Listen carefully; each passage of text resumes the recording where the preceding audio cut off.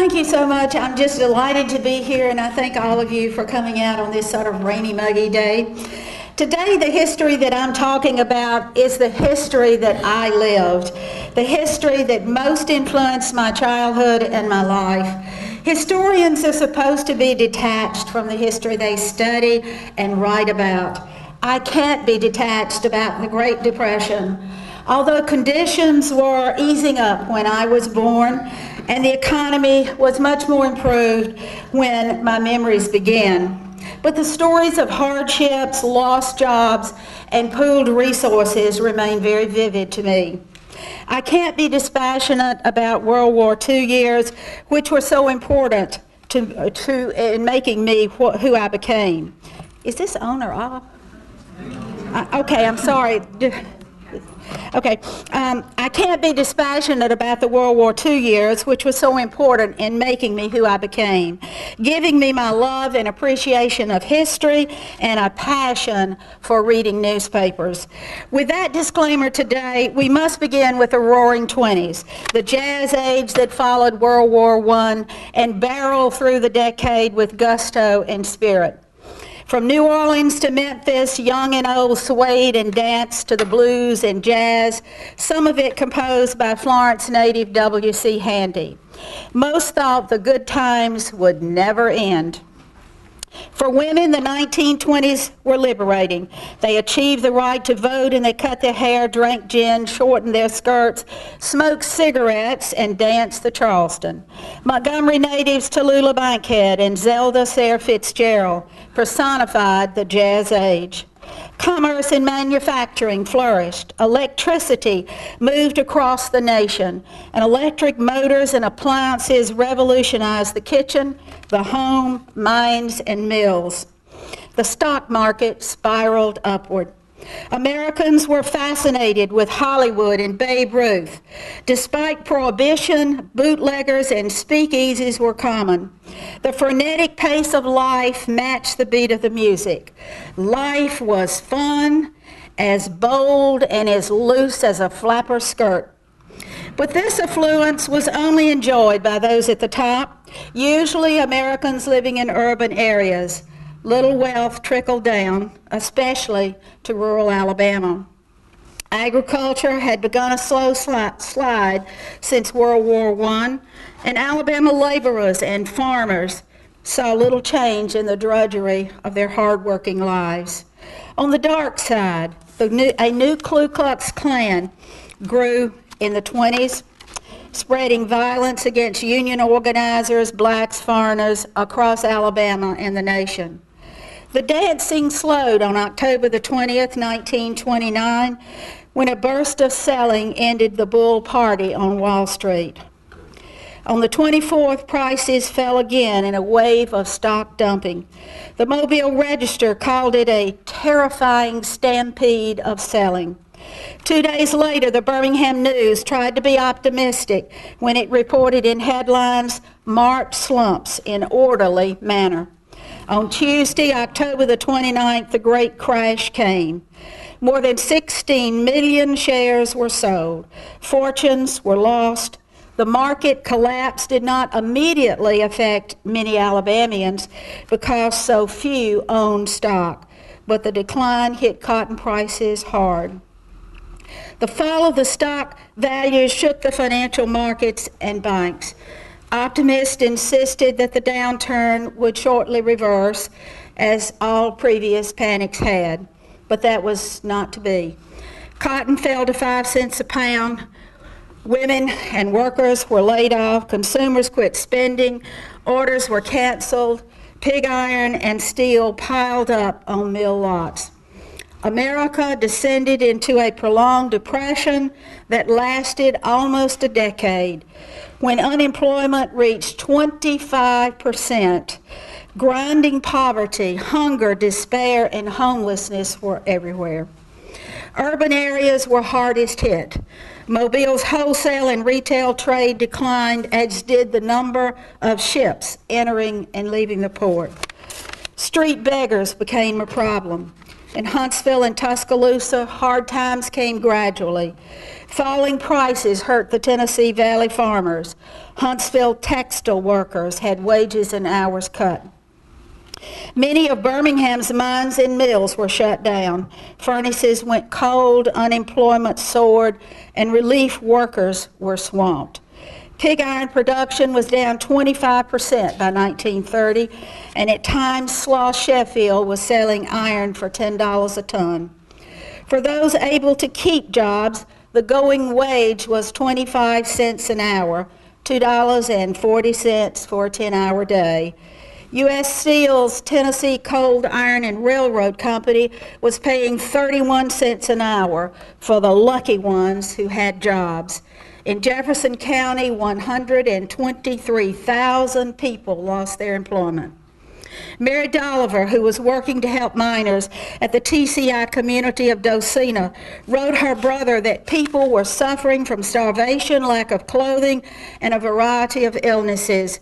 She observed that if this thing continues, I will have forgotten how to play. Al Jolson and Rudy Valley both recorded the hit song, Brother, Can You Spare a Dime? Blues singer Lonnie Johnson was speaking for many Alabamians when he sang out that hard times don't worry me, I was broke when it first started out. President Herbert Hoover tried new programs. Nothing stopped the slide. In 1930, communists organized black sharecroppers around Camp Hill and recruited workers in the steel mills and cast iron pipes plants in Jefferson County. 5 out of 6 schools in Alabama closed because of no funds. Other schools and colleges tried paying in script, IOUs. Becky Clayton lived in rural Macon County with only her youngest son. She explained that the welfare folks did not help her. They give me nothing but eye water to cry for. Long lines of panicked customers stood in front of banks to demand their money. Governor Benjamin M. Miller, a conservative judge from Wilcox County, elected in 1930, struggled to lead the state during the most severe years of the Depression. Despite his opposition to debt and to taxation, the suffering was so overwhelming that one of the first things he did was borrow $500,000 to keep the state's social service agencies functioning. His most meaningful accomplishment was the passage of an income tax. Miller reduced state jobs to meet the budget and reorganized government to be more efficient and less costly. Private charities and churches were overwhelmed by the extent of the emergency need, and state government was swamped by requests. In the spring of 1934, Rachel Wheeler, a widow who lived in Selma with her 3 children, asked Governor Miller for help finding work. In beautiful Palmer-style handwriting, she wrote that she needed food for her children, telling the governor, I am colored. In a curt letter of 3 sentences, Miller responded that state government made no appropriations for relief work and referred her to the Red Cross or the federal government. To survive, many couples moved back home, bringing their children. With no jobs and no money, they left cities for the farms they came from a generation before. At least on the land, there was food. Farm animals, vegetable gardens, rabbits in the woods, brim in the creeks. Single men moved to find work. Many became hobos, riding the rails illegally, camping in the woods. During the first 4 months of 1933, L&N detectives expelled over 27,000 transients from the Birmingham area. Montgomery fared better in the Depression than most Alabama cities. The salaries and expenditures of state government and military employees at Maxwell Field pumped money into the local economy. President Hoover was defeated in 1933 by a charismatic New Yorker, Franklin D. Roosevelt, a polio victim. For many years, Roosevelt had visited Warm Springs, Georgia, near the Alabama line, to swim in the hot waters. He knew the poverty of the South firsthand, and he was a Democrat when Alabama was a solid Democratic state. The trauma of the Great Depression shook the foundations of the nation, weakened the Republican Party, and when the economic crisis brought Democrats to power, it increased the political influence of Alabama. Roosevelt's New Deal, designed to bring recovery, moved the federal government into new areas of activity, and in the doing, they significantly expanded the power of the central government, a consequence that affected the nation's future. Alabama's congressional delegation played an important role in FDR's program. Alabama Senator Hugo Black was a Senate leader until he went to the U.S. Supreme Court. Senator John Bankhead led Roosevelt's agricultural programs, and his younger brother William was Speaker of the House of Representatives. Ozark's Henry B. Stegall was chairman of the powerful House Banking and Currency Committee and was responsible for the bill that created the FDIC to ensure bank deposits. Lister Hill from Montgomery, George Huddleston of Birmingham, John McDuffie of Monroeville were all in the House, joined in 1935 by Frank Boykin of Mobile. One of the New Deal's early programs, especially important to Alabama, was the TVA's Tennessee River Development, which brought construction jobs in a program to build dams, tame floods, generated electricity, and through locks opened the river. The Civilian Conservation Corps recruited men to plant trees, build parks such as Cheaha, Chihuahua, and DeSoto Falls. Alabama led the South in enrolling blacks in the C.C.C. Blacks and whites received the same pay for C.C.C. road work in the state. The WPA built swimming pools and community structures, and the PWA constructed dormitories and buildings on the campuses of area state colleges and universities. Federal programs were instituted to help poor black farmers at Gee's Bend in Wilcox County and Prairie Farms in Macon County. New Deal measures encouraged union organization and union membership. Strikes in the textile and coal industries resulted. Governor Bibb Graves, who followed Miller, brought a number of women into state government, such as Daisy Donovan, who headed the Child Labor Division. Alabamians generally supported President Roosevelt, but conservatives and businessmen were concerned over the expansion of government authority, the large federal expenditures, and the increasing U.S. debt.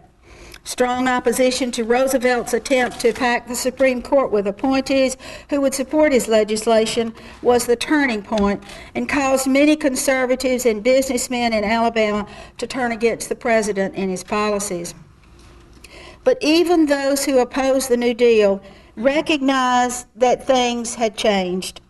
Grover Hall, the conservative editor of the Montgomery Advertiser, wrote a friend in 1936 that although he had fared well under Coolidge, I saw his world and mine die.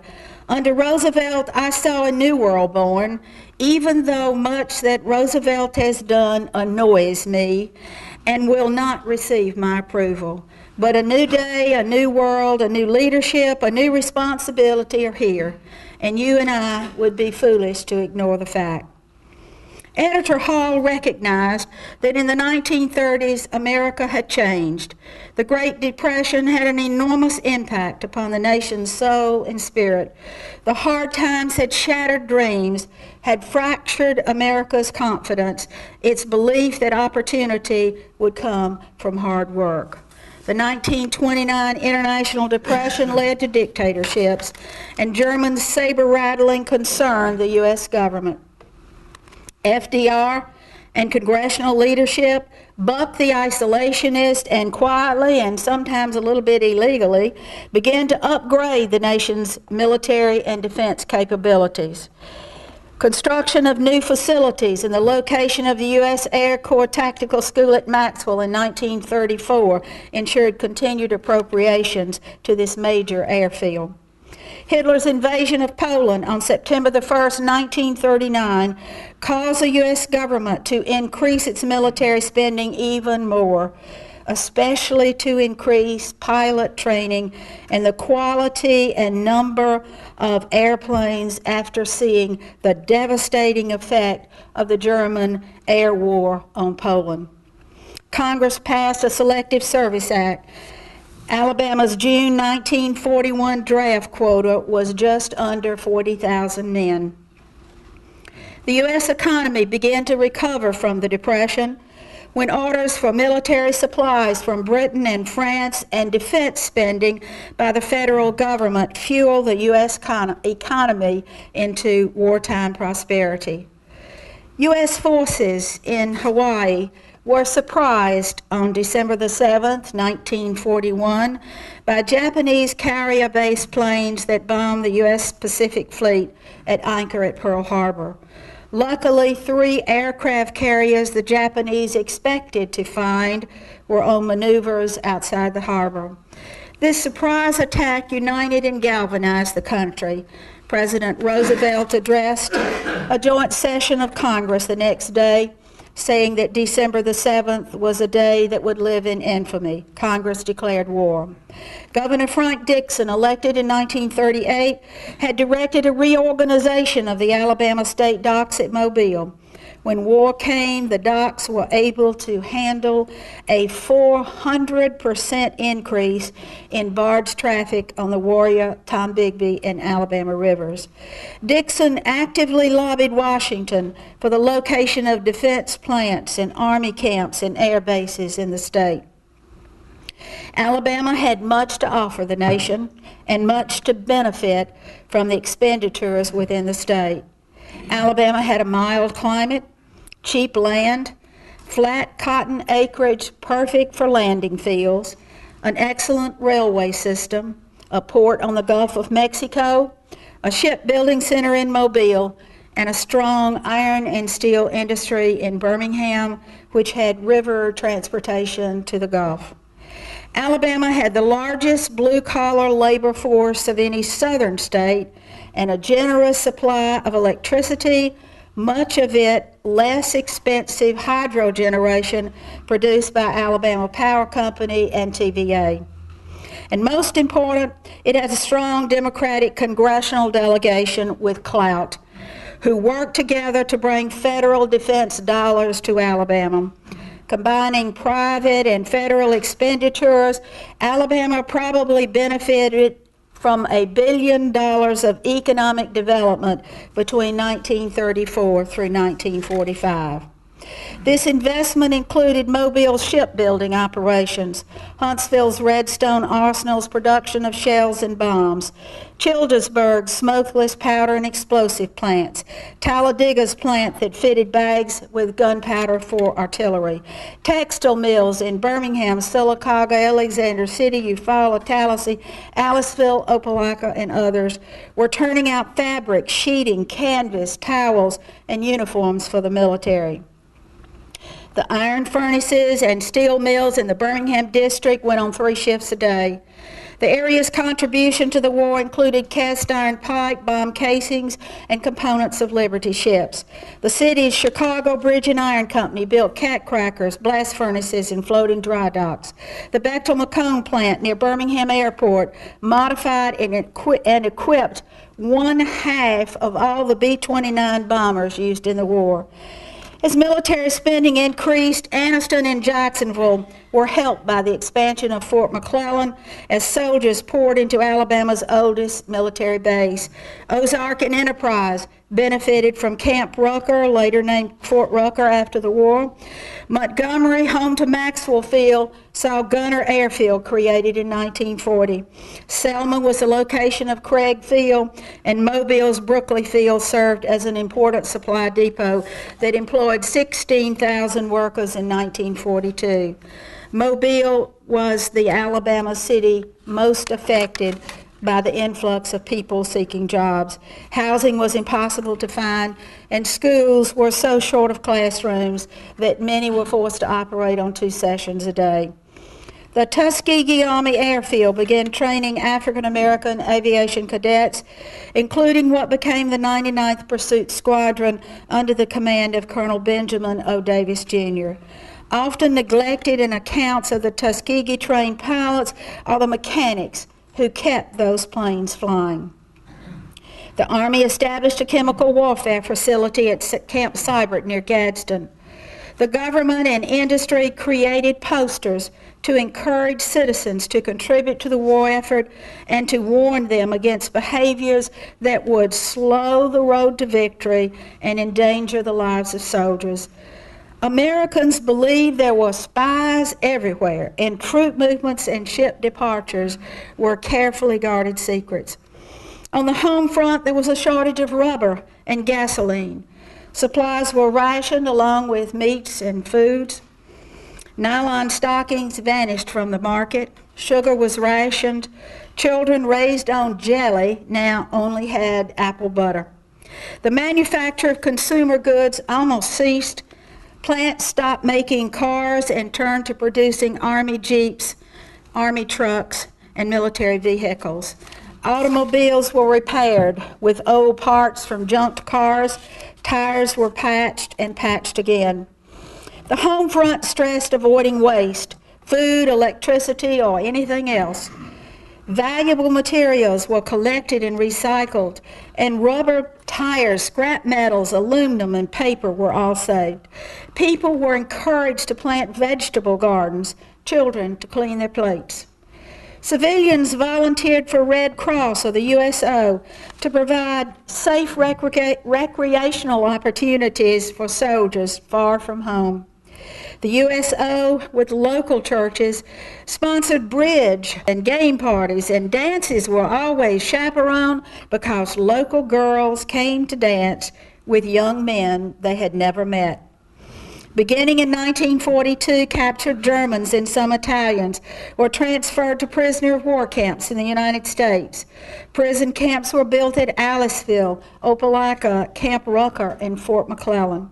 Smaller camps were in rural areas where German POWs worked on farms. With so many in the military and with production quotas high, the nation turned to women. One recruitment poster read, "The more women at work, the sooner we'll win." By 1944, women comprised 49% of Brooklyn Field's workforce. Women learned new skills. They became welders, mechanics, and they repaired appliances, motors, and radios. Alabama's total male population at the beginning of the war was under 1,938,000. 1/3 of those men, 321,000, volunteered or were drafted. More than 4,500 Americans died during the war or in prisoner of war camps. Alabamians filled the ranks of military leadership and heroes.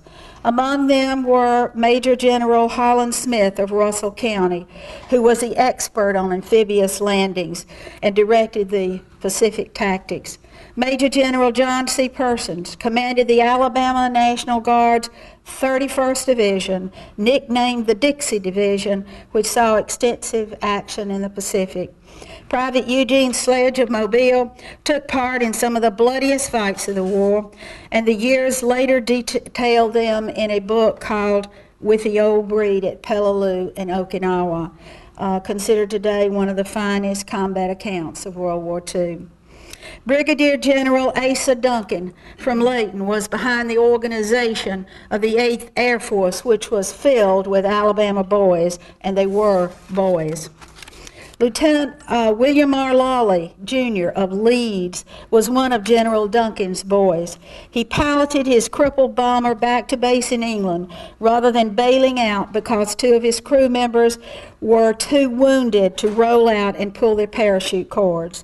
Lawley was awarded the Medal of Honor.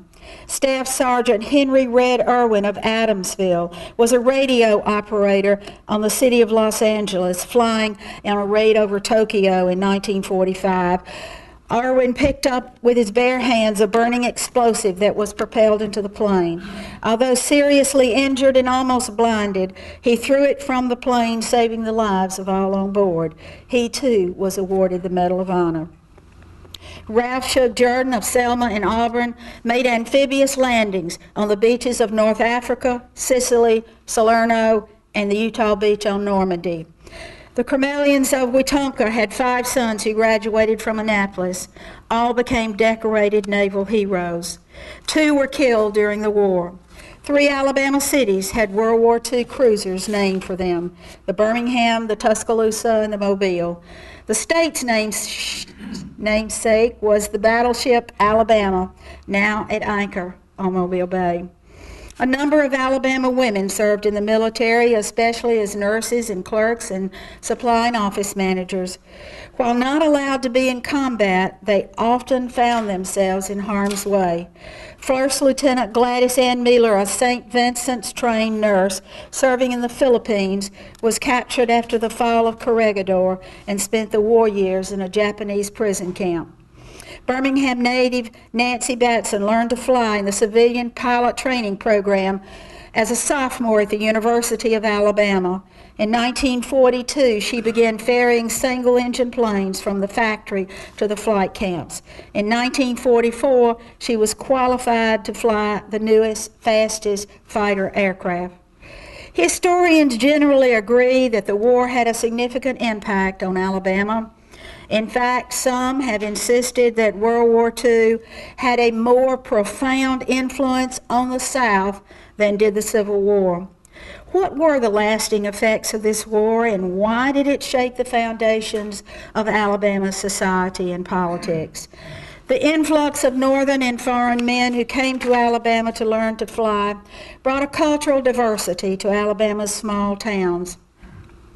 The war also let Alabamians travel and see the wider world, and the experiences were transforming. One of the most striking effects of World War II on Alabama was a large number of women who went into the workforce.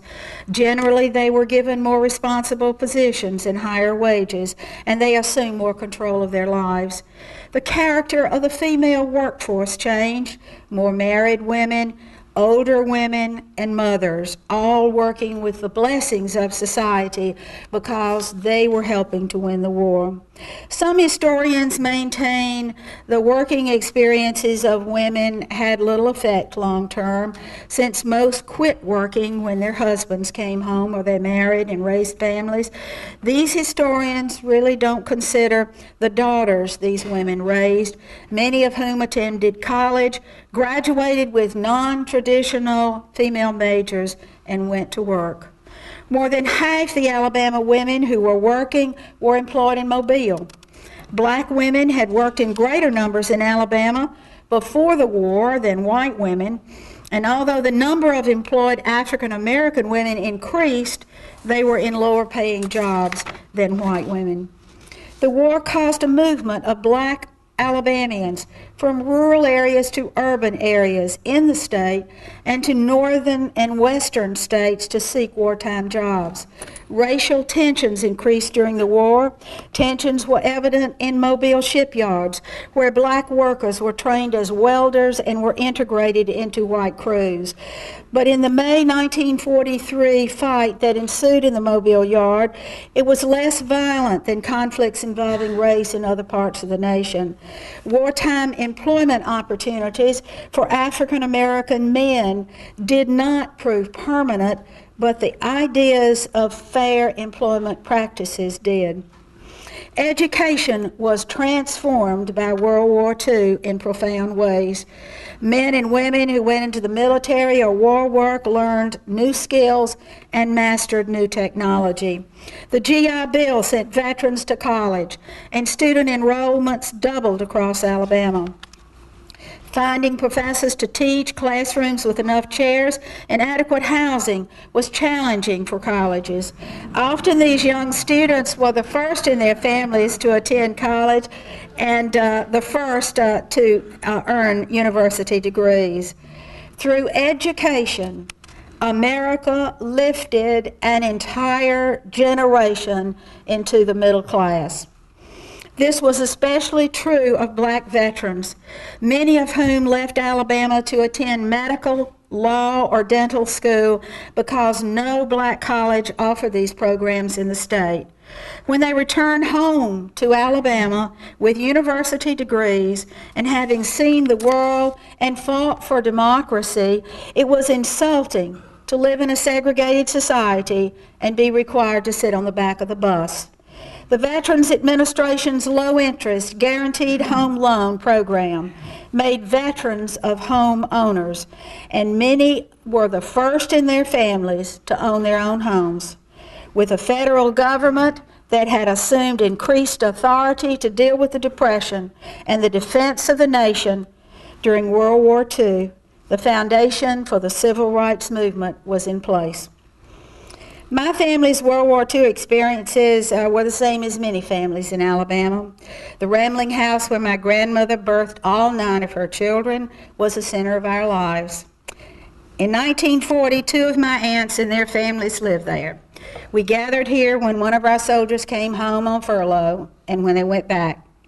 I was at Craig Army Air Base in Selma when my cousin Charlie received his wings. I recall the March 17th, I'll tell you why I'm laughing later. I recall the March 17th, 1942 blackout in Birmingham when the city rehearsed a possible enemy attack. We all went to the basement and listened to the radio. The broadcast from Red Mountain described the city lights going out. All the valley was dark, except the announcer said for some lights in North Birmingham, which must be, he assumed, some significant war industry continuing its operation. When the phone rang, we knew differently. The Birmingham police asked Daddy to please come to his shop and turn all the lights off. They were beaming up through the skylights. 2 of my cousins had borrowed Daddy's keys to weld 2 bicycles together and left without turning the lights off. 40 years later, when I was reading microfilm of the Birmingham News, I discovered another piece of the story. On the front page, a few days after the blackout, I read that my daddy had been fined $25 for violating the blackout. In August of 1943, I remember a long, week-long drive to Los Angeles and the Marines' newest Camp Pendleton. We were there to deliver a red Chevrolet to my cousin, Marine Captain Frank Austin Beepers, who we call Sonny. And I recall vividly the long train trip home. There were less than a dozen civilians on that train, a slow-moving, coal-burning troop transport headed to the East Coast with Australian and New Zealand troops and very young American soldiers due to ship out to England to prepare for the cross-channel invasion of Europe. The windows were up and coal soot blew everywhere. I remember the flag with 2 blue stars in the front window signifying that Charlie and Sonny were serving their country. And I recall the day that Aunt Flora and Uncle Austin received the telegram that Sonny's plane had crashed in the South Pacific. I remember when the single gold star was hung beside the double blue star flag to show that a soldier had made the ultimate sacrifice. Charlie was still flying a P-47 in the 65th Fighter Group, an aggressive squadron that had flown missions over North Africa, Sicily, and Italy, now Germany. In my grandparents' house, there was a large world map with flag pins showing where everybody was serving. Uncle Charlie was in England, a colonel with the 8th Air Force. His son, Charles Jr., was in England, too, with a troop carrier command in charge of food supply. Uncle Morris was a major at the Army Supply Depot in Ogden, Utah.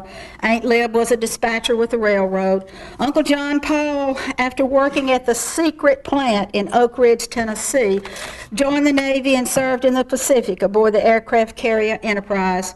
My cousins Bruce, Fred, and James were all in the Navy. Cousin Edwin was a CB building airstrips with a bulldozer.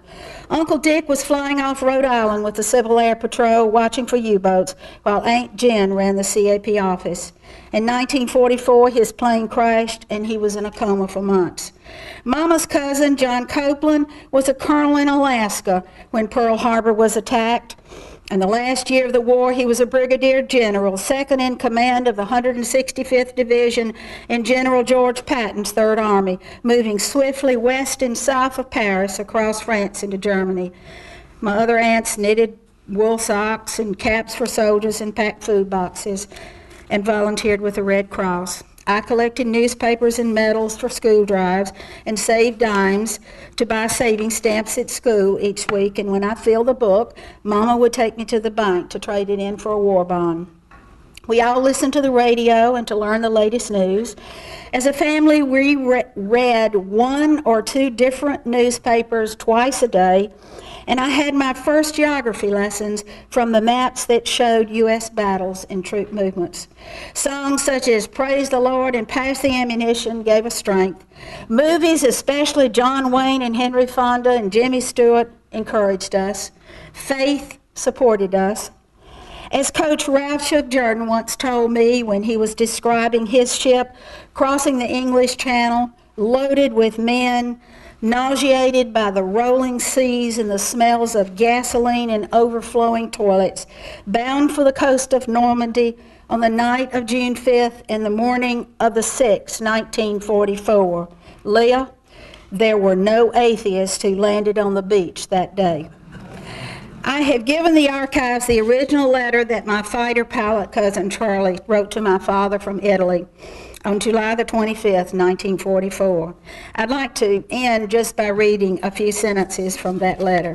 Dear Jack, we'll win this war, Jack. People like myself will win it. For winning the war means returning to home, and home is what it stands for, or what we're fighting for. Americans are not good soldiers, but they are the best fighters in the world. They're not good soldiers because they don't know how to hate, but they are the best fighters, for they have the best thing in the world to fight for. I won't say I don't get pleasure out of a dogfight, because I do. This type of fighting is more like a game with very high stakes. It is a match of wits, ability, and guts, and the best team wins. You can count on my doing my best to win the war.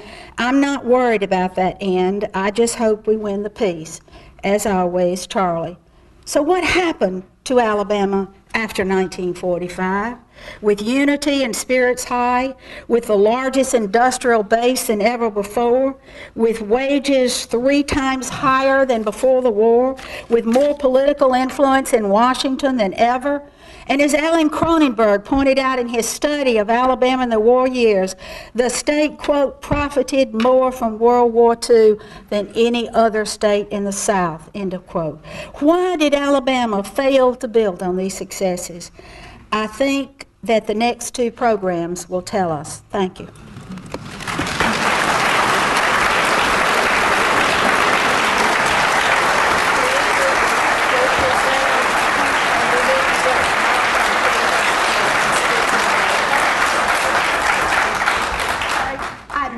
The bicycle bill for 2, you know, you didn't have a lot of transportation around. You know, you just couldn't get cars or anything.